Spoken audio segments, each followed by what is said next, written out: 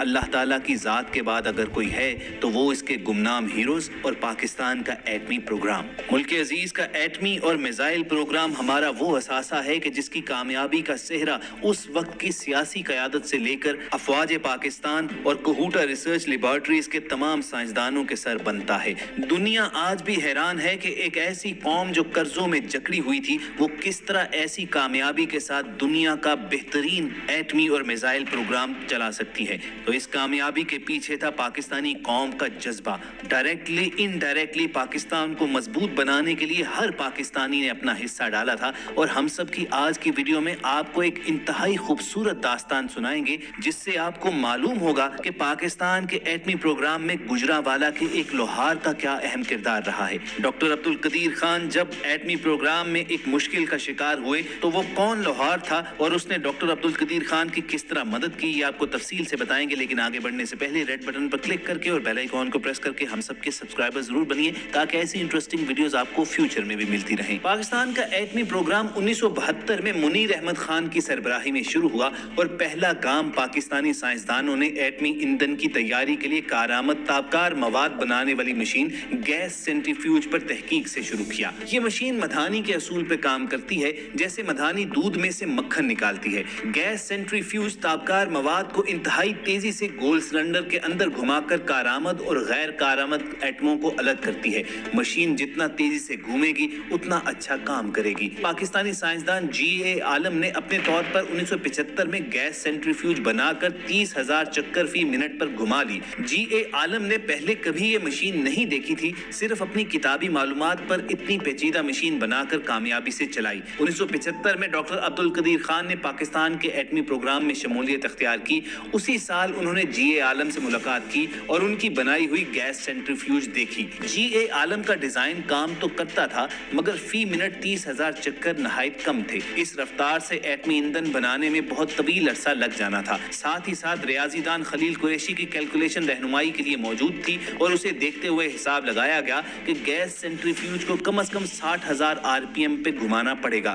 تجربات کیے گئے، جب بھی گیس سینٹریفیوج مشین کے اندرونی پنکھوں کو تیزی سے گھمایا جاتا مشین ٹوٹ پھوٹ جاتی، بالکل ویسے ہی جیسے کہ کچی روٹی کو تیز گھمایا جائے تو پہلے اس کی گولائی بڑھتی جائے گی اور پھر یہ پتلی ہو کر ٹوٹ پھوٹ کر بکھر جائے گی۔ 60,000 چکر فی منٹ پر پاکستانی گیس سینٹریفیوج کے اندرونی پنکھوں کا یہی حال ہو جاتا تھا۔ پاکستان کے تمام بڑے سائنسدان سر جوڑ کر بیٹھ گئے اور مسئلے کا حل تلاش کیا۔ کئی طرح کے حساب لگائے گئے اور سبھی اس بات پر متفق ہو گئے کہ ایلومینیم دھات کا جو مرکب ایلوئے پنکھے بنانے میں استعمال ہو رہا ہے وہ کمزور ہے۔ کئی مہینوں کی جدوجہد کے بعد ایک نیا ایلومینیم مرکب بنایا گیا جو حساب کے مطابق پنکھے کی شکل میں ڈھال کر 1 منٹ میں 60,000 بار گول گھمایا جائے تو نہیں ٹوٹے گا۔ اور جب تجرباتی طور پر مشین چلائی گئی تو کچھ دنوں تک کچھ نہ ہوا، لیکن کچھ دن مسلسل چلنے کے بعد یہ مشین بھی پہلے والے ڈیزائن کی طرح زور برداشت نہ کر پائی اور ٹوٹ پھوٹ گئی۔ سب سائنسدان حیران رہ گئے، حساب کے مطابق ایسا ہونا ممکن نہیں تھا۔ ڈاکٹر عبدالقدیر خان جو میٹلرجسٹ یعنی خود دھاتوں کے ماہر تھے وہ بھی حیران رہ گئے کہ اتنی مضبوط دھات کیسے ٹوٹ گئی، اور سائنسدانوں کا ہنگامی اجلاس بلایا۔ مسئلہ وقت کا تھا۔ انڈیا 1974 میں ایٹمی دھماکے کر چکا تھا، اور اس سال کے بعد کوشش کے باوجود ہماری ایٹمی ایندھن بنانے والی گیس سینٹریفیوج کو مسائل درپیش تھے۔ مسئلہ جلد حل کرنے والا تھا۔ اجلاس میں پاکستانی ریاضی دان، دھاتوں کے ماہر اور ایٹمی سائنسدان سب شریک تھے، اور سب نے مشین کے نقشے، کیلکولیشن، دھاتی مرکب، ہر چیز کا جائزہ لیا، مگر مسئلے کا حل سمجھ نہ آیا۔ اجلاس میں موجود چند افراد نے ایک عجیب بات کہہ ڈالی۔ پہلے مثال دی کہ جس طرح لا علاج مریض کو جب ڈاکٹر کے پاس سے دوائی نہیں ملتی تو وہ حکیم، نجومی، عامل کسی کے پاس بھی جانے سے گریز نہیں کرتا، اس امید پہ کہ شاید کہیں سے حل نکل آئے۔ چونکہ اس وقت ہمارے پاس بھی اس مسئلے کا حل موجود نہیں اور وقت بھی ہمارے پاس نہیں ہے، کوئی Pick up the Samsung Galaxy Z Fold 6 with O2 and save up to £500. کوئی پتہ نہیں کب بھارت ایٹم بم بنا کر ہم پر برسا رہا ہو۔ چنانچہ کچھ نیا اور غیر معمولی قدم اٹھانا پڑے گا۔ ان لوگوں نے بتایا کہ ہمیں گجرانوالہ کے ایک لوہار کا پتہ ہے جو جدی پشتی لوہار ہے اور دھات کے ہر کام میں ماہر ہے۔ ڈھلائی، خرادیا، دھات کا کوئی بھی کام ہو، اس لوہار سے ماہر بندہ ہم نے نہیں دیکھا۔ چلتے ہیں اس کے پاس، شاید وہ کوئی حل بتا دے۔ کچھ تذبذب کے بعد فیصلہ کیا گیا کہ رازداری رکھتے ہوئے ڈاکٹر قدیر اور چند اور سائنسدان خود لوہار کے پاس جائیں گے۔ اگلے دن ڈاکٹر عبدالقدیر कदीर चंद और साथियों को लेकर गुजरांवाला पहुंचे। पाकिस्तान एटॉमिक एनर्जी कमीशन की गाड़ी एक पुरानी सी वर्कशॉप के सामने रुकी और अंदर एक 50-55 साल का लोहार अपनी भट्टी के पास बैठा गर्म धात के टुकड़े पर हथौड़े चला रहा था। डॉक्टर अब्दुल कदीर अपने साथियों के हमरा अंदर गए और लोहार का काम खत्म होने का इंतजार करते रहे। जब लोहार फारिग हुआ तो उसने पहला सवाल किया, भाई साहब क्या दरांतियां बनवाने आए हो? फसलों की कटाई होने वाली है, आजकल हम दरांतियां खूब बेच रहे हैं। डॉक्टर कदीर ने अपना तारुफ करवाया जो उसे बिल्कुल समझ में नहीं आया।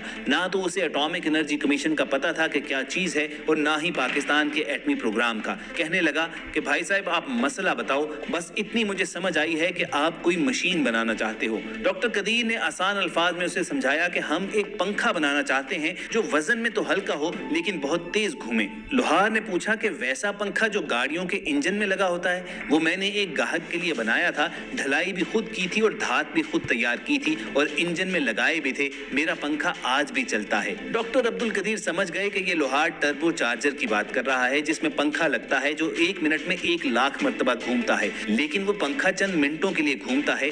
गैस सेंट्रीफ्यूज के पंखे इसी रफ्तार पर कई महीने मुसलसल घूमने होते हैं। बहरहाल डॉक्टर कदीर को समझ आ गई कि ये इंसान काम जानता है। लोहार ने मजीद तफसील पूछी तो उसे बताया गया। लोहार थोड़ा सोचकर बोला, मुझे अपनी भट्टी पर ले जाओ जहां आप पंखा बनाते हो, मसला मैं वहां समझूंगा और उम्मीद है कि हल भी बताऊंगा। लोहार को उसी दिन एटॉमिक एनर्जी कमीशन की वर्कशॉप लाया गया जिधर फाउंड्री थी और धात पिघलाकर सांचों में ढालने का काम होता था। लोहार ने कहा कि उसे पहले बनाए गए पंखे दिखाए जाएं। एक नमूना उसे दिया गया। लोहार ने नमूने को गौर से देखा, फिर हथौड़ी से हल्का सा ठोका और आवाज सुनी। फिर कई बार ऐसा किया और हल्का सा मुस्कुरा दिया और कहा कि मुझे मसला समझ आ गया है। अब आप मेरे सामने एक पंखे की इसी तरह सांचे में ढलाई करें जैसे आप करते थे। शाम का वक्त हो चुका था और अमले को अपने अपने घरों को जाना था, लेकिन एटॉमिक एनर्जी कमीशन में एक लोहार को देखकर ये दिलचस्प सूरत हाल देखने के लिए अमला रुक गया और वर्कशॉप में एक छोटा सा हजूम लग गया जिसमें नए इंजीनियर भी शामिल थे और पुराने भी। धाती मुरक्कब को भट्टी में डालकर पिघलाया गया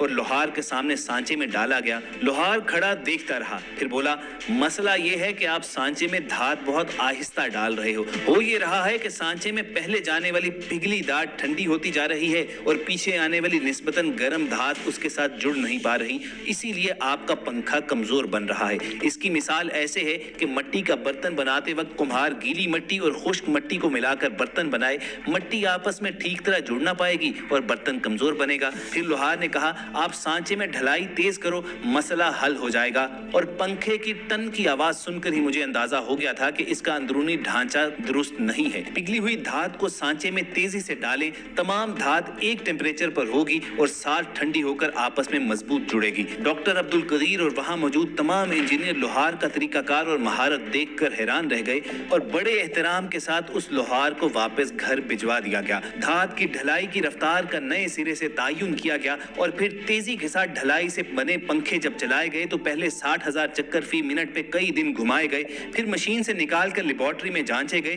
पंखे बेहतरीन शक्ल में थे और किसी किस्म के नुकसान या टूट फूट के शवाहिद ना मिले। डॉक्टर अब्दुल कदीर ने पंखे की मजबूती देखते हुए मशीन की रफ्तार और तेज करने का फैसला किया और पंखे 80,000 चक्कर फी मिनट पर घुमाए गए। फिर लेबोरेटरी में तज्जिया हुआ और 80,000 आरपीएम पे भी पंखे बगैर नुकसान के चलते रहे। यूं पाकिस्तान की पहली गैस सेंट्रीफ्यूज का हतमी नक्शा बनाकर बड़े पैमाने पर पैदावार शुरू हुई। इस मशीन का सरकारी नाम पाकिस्तान 1 या P1 रखा गया, मगर एटॉमिक एनर्जी कमीशन के चंद नौजवान इंजीनियर्स ने इस लोहार की याद में उस मशीन को बाबे की मशीन कहना शुरू कर दिया।